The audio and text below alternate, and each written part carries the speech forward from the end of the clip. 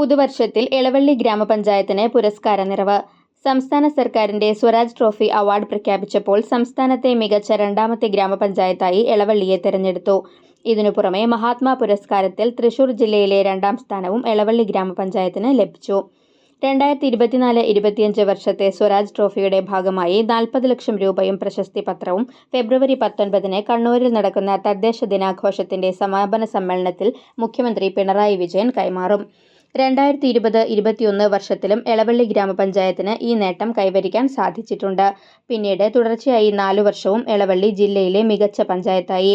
ഗ്രാമപഞ്ചായത്ത് മുൻ ഭരണസമിതികളും ഇപ്പോഴത്തെ ഭരണസമിതിയും ജീവനക്കാരും വർക്കിംഗ് ഗ്രൂപ്പ് അംഗങ്ങളും എളവള്ളി ഗ്രാമപഞ്ചായത്തിലെ ജനങ്ങളും ഭരണസമിതിക്ക് നേതൃത്വം നൽകുന്ന CPM ഉൾപ്പെടെയുള്ള ഇടതുപക്ഷ ജനാധിപത്യ മുന്നണിയും മറ്റ് വിവിധ രാഷ്ട്രീയ പാർട്ടികളും ഒറ്റക്കെട്ടായി നടത്തിയ പ്രവർത്തനത്തിന്റെ ഭാഗമായാണ് ഈ നേട്ടം കൈവരിക്കാനായതെന്ന് പ്രസിഡന്റ് KU സരിത പറഞ്ഞു. Diaper destroyer, buds school, Sayam Prabha home, helipad, smart അംഗൻവാടികൾ, വനിതാ ജിംനേഷ്യം, ജനകീയ ഹോട്ടൽ, ആയുർവേദ സബ് സെന്റർ, ജൈവവൈവിധ്യ പാർക്ക്, ലൈഫ് ഭവന പദ്ധതിക്ക് സ്ഥലം വാങ്ങൽ, ജലസംരക്ഷണ പദ്ധതികൾ, നിരീക്ഷണ ക്യാമറകൾ സ്ഥാപിക്കൽ, എളവള്ളി ഫാമിലി ഹെൽത്ത് സെന്ററിന്റെ നവീകരണം, children's park, Kakkassery government LP school നവീകരണം തുടങ്ങി 30-ൽ പരം പദ്ധതികളാണ് സ്വരാജ് ട്രോഫി പുരസ്കാരത്തിന് അർഹമാക്കിയത്.